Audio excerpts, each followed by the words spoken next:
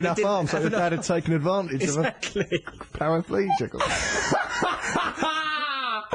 I don't know, that's what it sounded like. Well, you know, that was a different holiday. This year, Russell, we'll be going to the Maudsley Mental Hospital. These people here are very docile. And I just sort of looked through a window. It was confusing for a younger man, well, child, 8 I was. I goes to my dad. I thought this is an opportunity to get money for the arcades. I goes, can I have some money for the arcades? He goes, yeah, you can. Give me some, I think he gave me 50p. But in them days, that was enough to get by, man. Yeah. That's all we needed. Where was went their down dad the then? Huh? Where was their dad when this was happening? I don't know, but things like that used to happen a lot when I was growing up. Things like that, going to Pontins, my dad philandering about. In Pontins, he did well, really. Yeah, it's not easy to pull in Pontins. In a family there. Yeah, it's mostly... I was close to single mums, but... Single mums. She weren't a single mum, though. She was a married mum. He did really well. But the atmosphere at Pontins is probably very giddy, isn't it? Oh, I don't know. Oh, it's euphoric, Trev. Yeah, the Crocodile Club. Yeah. Was you remember the Crocodile Club? Of course I was. I was as well. I rose up through the ranks of that Crocodile Club. Not the Masons. Once a member of the Crocodile Club, you're always... It stays with you. It's like going to Oxford. When I meet another member of the Crocodile Club, there's a lot of one-upmanship. Remember the handshake? No. Something like that. Well, like a crocodile. Yeah. You had to sort of make the motion of a crocodile with your hands. Nice. Why? Well, Sid Barrett's dead then. That's a shame. Yeah, he was... Yeah. Really, I mean, you know, he was dead, really, from the 60s, wasn't he? Was he? Well, do you know what I mean? It's like so when someone dies, you think, well, we're not going to get any more out of them then. That's the end of it. Like, sort of say when Bob Dylan dies, you have to go, oh, that's it. That's the end. That's the full stop to Bob Dylan. Any more out of him, no more Bob So Dylan. you think, no more Bob Dylan CDs then? Right, well, that's the end of that. He's really let us down. Thanks for nothing, Bob. Right, so I suppose, like, you know, finally now we know that Sid Barrett is not going to go, all right, I've changed my mind about living with Mum. I've decided to do a really good new record. So Johnny Cash died and he released another album, didn't he? That's true, and Tupac has been incredibly productive. Perhaps Sid Barrett will now really kick off. Do you think? No. I think it could be his day. This Sid's time has come again. Oh, it's a shame, really, isn't it? Wow. Because what are you shrugging your shoulders at? Man! He said he was overrated earlier. He is. What do you mean overrated? Well, Roger Waters and Gilmore, they're good. And Sid Barrett was good. Yeah. But there was all those... He was the source, though. Yeah, I like that bike song. I've got a bike. You can ride it if you like. It's got a basket and rings and things that make you look good. I'll give it to you. Comfortably numb. No, but what about it goes, I'll give it to you if I could, but I borrowed it. It's not even his bike. That's the premise. It starts off with, I've got a bike. Seconds later, he has to admit it ain't even his to lend you. Okay, so let's listen to... We've got to have the news first. Oh, I've got to have the news, then it'll be Sid Barrett. Right, let's see what's going on in this crazy little world of ours, then we'll listen to Sid Barrett. BBC Six Music. So, yeah, Trevor, it's a shame what's happening to you, your washing machine not working. Well, you know, I come to expect it now. What we should do, right, we'll get your clothes laundered, and also we'll arrange a plumber to come round and fix your washing machine for you. Good morning, ThamesGas.com. Hello? Oh, hello there, hello? Hello. Hello there, I want to book a plumber to mend a washing machine. Okay, so what's the postcode? Trev, what's your postcode? SE59QJ. SE59QJ. But first, so do you have plumbers that will come out on a Sunday? Yes, we do, sir. Oh, good. That's convenient. The washing machine, the reason it's not working, it's all bunged up. Do you think you've got anyone qualified to help with that? Yeah, I've got someone to do that. When you say bunged up, do you mean is the water leaking from the waste pipe when it's being drained? It is leaking from the waste pipe, and it's all discoloured red, like an Italian teenager's blood. Like an Italian... It don't sound too clever, does No, it? it doesn't. Then there's sort of bits of hair in it, like an Italian teenager's hair. So you've got blood and hair? Blood and hair just... And water? Coming out of the washing machine, yeah. Seems pretty Not so much water, it's mostly bits of Italian girl coming out. Right, okay, well, I can get someone to you today. I mean, what's... It's an emergency, really. Could you send someone discreet, perhaps someone with a criminal record? Discreet with a criminal record? Yeah, someone who's... Unfortunately, don't have any criminals on our books. Ah, that is a shame. I mean, but you do have one as a client. I mean, I'm actually not booking this washing machine. It's for my friend Trevor Locke. Trevor Locke is a person I work with. His washing machine's not... He's got these two Italian girls. They used to live with him, and ultimately they died with him. Got a preference to Italians, yeah. And how can you tell it's an Italian, though? Well, because there used to be 2 Italian girls living with him. Now there's only one crying, lonely, frightened Italian girl. T-shirt saying "We won the World Cup" or something. We won the World Cup, but we lost Maria Laura. You know, on a T-shirt. Right. Okay. Fine. Well, look. I mean, I can get someone to you today. That's not a problem, sir. I mean, would you like that's to know really our helpful. Yeah. How much? I mean, money's no object. Trevor owns a bomb. Well, obviously, we've got to be very discreet about it. I mean, our normal rate would be something like about £90 an hour, but in a case like this, and obviously I've got to send around a specialist, we'd be looking more on the sort of range of about £250 per half hour, obviously, with a minimum charge of 1 hour. Yeah, plus absolutely. Plus your parts, plus your VAT. He's got to pay through the nose for what he's done. Well, I agree with you entirely, sir. Yeah. Will Trevor be there? Trevor will probably be there, cupping himself, giggling as the remains of that Italian girl are pulled out of his hot point. By hot point, I don't mean his washing machine. Right, okay. Yeah. Okay, sir. So, Trevor, what's your address? 123. 123. Bosworth. Are you joking? Is that your real address? Bosworth Avenue. You idiot, Trevor. Trevor just gives his address out on radio. No. Put that in the your podcast. phone number once as well. What's your name, sir? My name's Adrian. Adrian, thank you so much. Yeah, I mean, you could send the plumber around here to 6 Music first, if you like. Oh, right, okay, lovely, mate, yeah. Sounds good. Yeah, because then we can have a bit of a chat with him. That'd be great. Actually, yeah, send him along here because it's a complicated job. We're we're in Gildea Street, Westland House, Gildea Street, London, W1. And postcode, sir? W1. 1AA. 1AA. Lovely. 1AA. Alcoholics Anonymous. Or Assassinate Azuri. Hey! There we go, off the top of my head. Okay, so, yeah, thank you very much for your help and your time. Yeah, send someone around. Someone will stay on the phone and someone will be there to talk to you.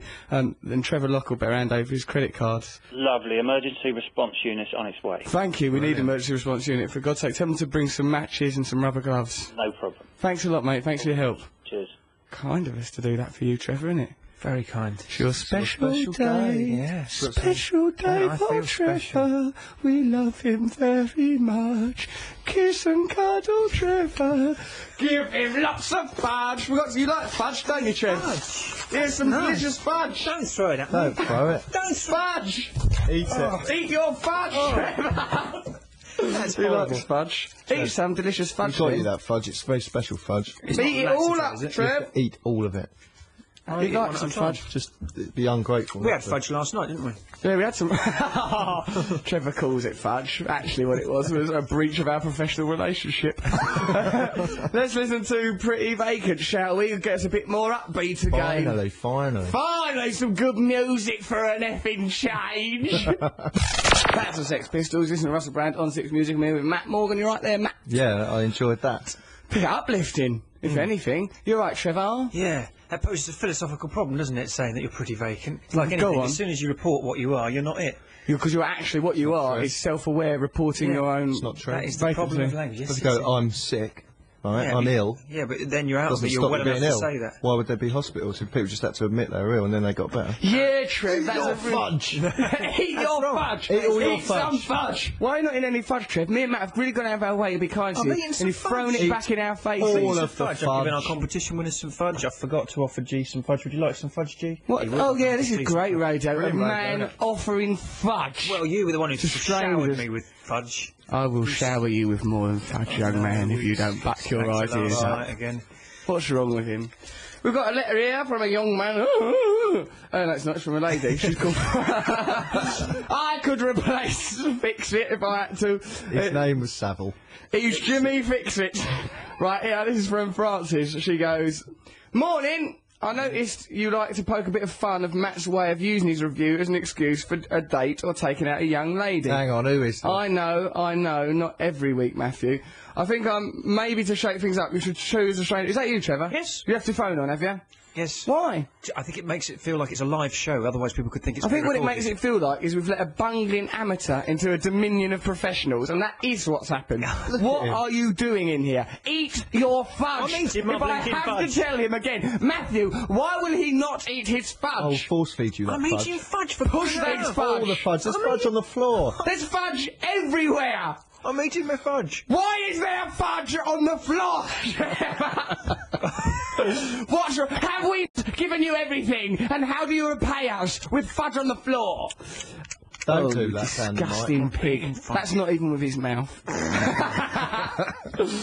Maybe to shake things up a little bit, says Francis, Matt should choose a stranger to attend his review with him. Already it's amusing me, the thought of Matt going somewhere he doesn't want to go with someone he probably won't like. Maybe they should choose where to go. P.S. When I die, I want Queen to be played. Another one. That's what this person, Francis, wants. Yeah, I'll go on dates with strangers. Why not? It'd be better than the people you do go with. They're little more than strangers, these people you capture off the internet and drag back to your lair. Poor drunken sods. Yes, it is true. Is that your denial? Is it? That's not true at all. That's not true at all. Then looking down into your own stomach. I think I'm going to do that. I like that drawing of goats that person sent us. Thank you for those pictures of goats, us as goats. Brilliant. Because it's like bacchanalian to see us as goats, as Sartre men. What are you saying, Trev? Because it's my day, please can I challenge Matt? I think you challenge Matt and me every second we're with you. You challenge our tolerance, our patience, our discernment. Every aspect of my character is challenged. You are an assault on the senses. But you're right, Trevor. It is your special day. Thank you. So what do you want to challenge Matt to do? Well, based on that email, I reckon I want to set him up next time on his cultural view. I should be allowed to choose who he goes with. No, it'll just be some stupid oaf. Trevor don't know no oafs. Yes, he does. Down there in South London. Who's these oafs you want us to, Matthew, go on holiday with or on a date with? I'm not going to send him on holiday, just on a cultural review with a person. Send me on a date with... one of them, the Romanian Italian girl. That poor, Yeah. grief-stricken cow. That's what I should do. No, I don't want to go on a date with a 17-year-old. They're 18 now. But you're not going away on a date with a 17-year-old. I don't want to go on a date with an 18-year-old. Well, there you are. That's part of the challenge, isn't it? That's not a challenge if it's someone you like. The challenge will ultimately end up how Matt ends up serving time for statutory rape. I tell you... I'd say that. It'd be a real challenge to go on a date with Cookie Girl.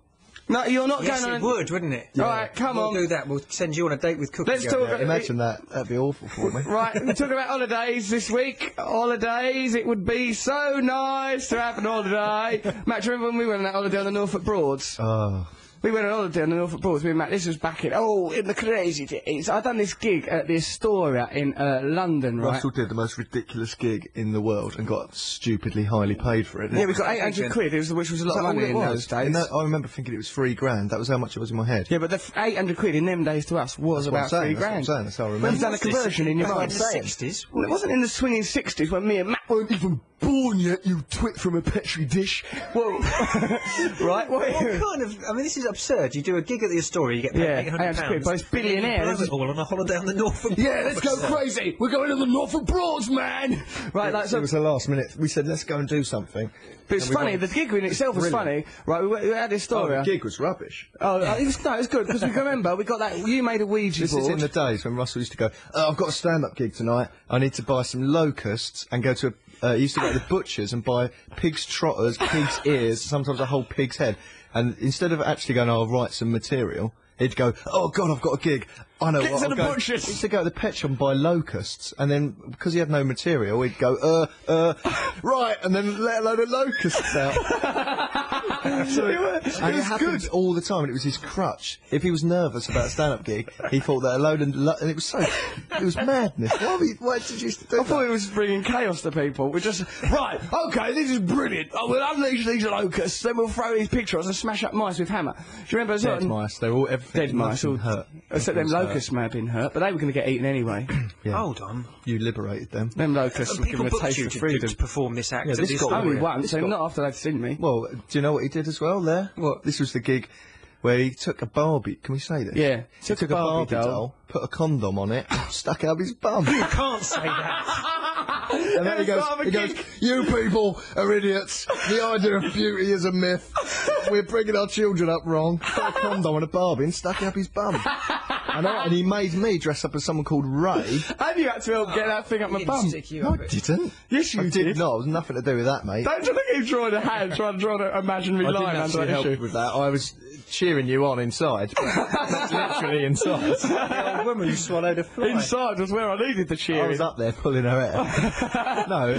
Ken was furious when he found out, wasn't he? He used to be in a blind panic. He used to go, right, at the last minute, Matt, you've got to dress up, you're called Ray. I had to put a wig on and sunglasses and a boiler suit and had pig's trotters for hands. I had no part in the show. He never referenced me. I just had to stand there.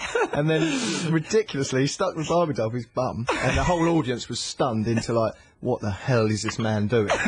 Including me, Ray. And he goes,